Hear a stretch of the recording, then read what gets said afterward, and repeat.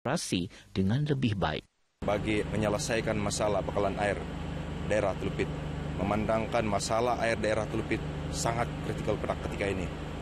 Jadi itulah harapan kita dengan adanya kerajaan yang baru ini. Johnny pun ditemui RTM selepas meninjau pusat pengambilan air ulus Sungai Maliau di Telupit. Terdahulu beliau mendengar taklimat mengenai operasi pusat berkenaan dan loji penapis air Telupit daripada Pegawai Kerja Air Daerah Telupit, Kim Su Ung Ngiau. Dalam pada itu, daerah Telupit memerlukan sebuah bangunan urus setia baharu. Pembinaan bangunan baharu urus setia berkenaan penting bagi memudahkan penduduk di daerah itu berurusan dengan jabatan dan agensi kerajaan. Sehubungan itu, Adun Telupit Johnny Bon J. Kurum berharap Kerajaan Negeri dan Persekutuan menyenaraikan pembinaan bangunan tersebut dalam rancangan perbelanjaan pembangunan pada tahun hadapan.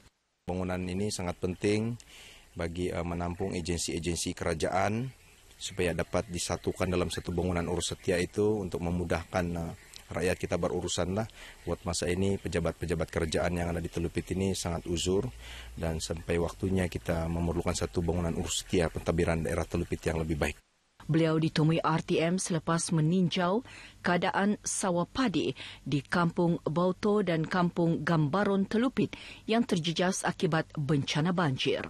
Terdahulu, Johnny Bon mengadakan lawatan ke Jabatan Kerja Raya JKR Telupit dan mendengar taklimat yang disampaikan Jurutera Daerah Rohaya Ladum.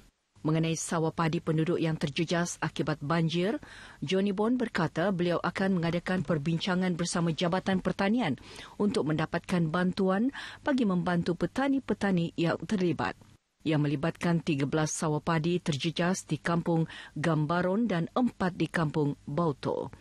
Katanya pengurusi bencana alam daerah telah diminta menyediakan dokumentasi berkaitan bagi tujuan tersebut.